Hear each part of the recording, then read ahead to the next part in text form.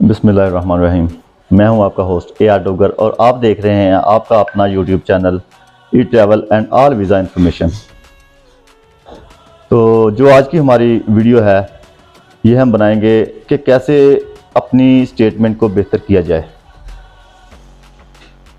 जब हम visa apply करते हैं तो उसमें सबसे अहम जो डॉक्यूमेंट होता है वो होता है हमारी बैंक अकाउंट स्टेटमेंट।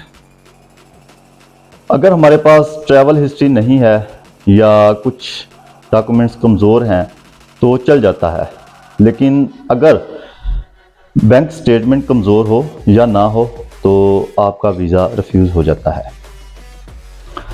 तो आज हम डिस्कस करेंगे कि कैसे अपनी स्टेटमेंट को बेहतर किया जाए या स्टेटमेंट कैसी होनी चाहिए बैंक की। तो अमूमन दो किस्म की बैंक स्टेटमेंट होती है, एक बिजनेस अकाउंट की, दूसरा सेविंग अकाउंट की। और एक बिजनेसमैन को चाहिए कि दो अकाउंट ओपन करवाए, एक करंट अकाउंट और दूसरा सेविंग अकाउंट। और ऐसे ही एक सैलरी पर्सन को भी चाहिए कि दो अकाउंट ओपन करवाएं, एक सैलरी अकाउंट और दूसरा सेविंग अकाउंट। जो बिजनेसमैन होता है उसको चाहिए कि जो हम हार्ड कैश में पेमेंट लेते हैं या देते हैं उससे बेहतर है कि हम ट्रांजैक्शन को थ्रू बैंक के लें और दें।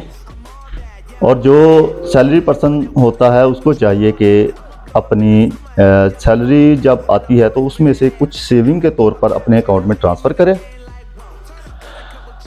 जो 4 या 6 माह बाद जितना हम अपने अकाउंट में क्लोजिंग बैलेंस शो करते हैं उस सेविंग की सूरत में वो हम उसको एम्बेसी को शो करें अपना बैलेंस।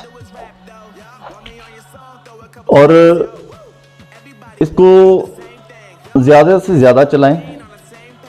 जो कि हम आम तौर पर देखते हैं कि जब कोई बंदा अप्लाई करता है उससे 5, 10 या 15 दिन पहले अपने अकाउंट में बैलेंस रखता है और वीज़ा अप्लाई कर देता है, जो कि सरासर गलत होता है और वीज़ा रिफ्यूजल चांस ज़्यादा हो जाते हैं या रिफ्यूज़ हो जाता है। जब हम वीज़ा अप्लाई करना होता है तो हमें चाहिए कि एम्बेसी की जो रिक्वायरमेंट है उसको चेक करें। 3 माह की बैंक स्टेटमेंट मांग रही है एम्बेसी, तो हमें चाहिए कि 3 माह से पहले उसकी तैयारी शुरू करें। अगर कोई एम्बेसी 6 माह की आपकी बैंक स्टेटमेंट मांग रही है तो 6 माह से पहले उसकी तैयारी शुरू करें, ना कि 15 या 20 दिन पहले अकाउंट में बैलेंस रखें और वीज़ा अप्लाई कर दें। जिसकी मैं एग्जांपल आपको देता हूं। ये मेरे एक क्लाइंट हैं, उनको जैसे गाइड किया था उन्होंने वैसे ही अपनी स्टेटमेंट बनाई, जो कि माशाल्लाह कोई 27 पेजेस की है।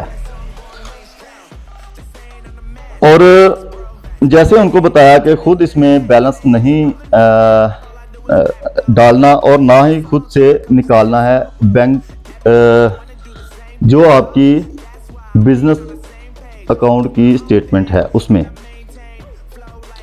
तो उन्होंने ऐसा ही किया और ऐसा ही बिजनेसमैन को करना चाहिए कि खुद से पैसे अपने अकाउंट में नहीं रखने चाहिए, किसी पार्टी के थ्रू अपने अकाउंट में पैसे डलवाए और किसी को ही वो ट्रांसफ़र करके पैसे उसकी स्टेटमेंट बनानी चाहिए अकाउंट की।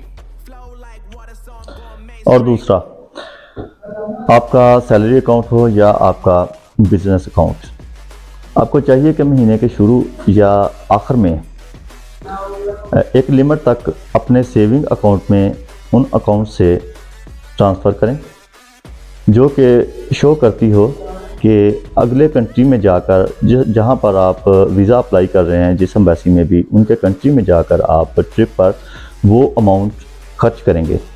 जो वैसे भी हम क्लोजिंग बैलेंस के लिए भी तो 15 दिन पहले, जो 20 दिन पहले हम अमाउंट रखते हैं, उसी को थोड़ा थोड़ा करके अपने बिजनेस अकाउंट से या अपने सैलरी अकाउंट से हम अपने उस सेविंग अकाउंट में हर महीने के बाद थोड़ा थोड़ा उसको अमाउंट को करके अपने सेविंग अकाउंट में वो अमाउंट रख सकते हैं, जो कि शो करे कि ये आपका क्लोजिंग बैलेंस है।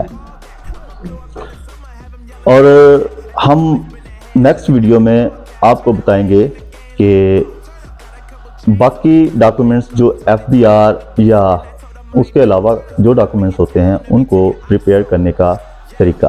उम्मीद करता हूँ आपको ये वीडियो पसंद आई होगी। अल्लाह आपका हामी नासर हो। वास्सलाम।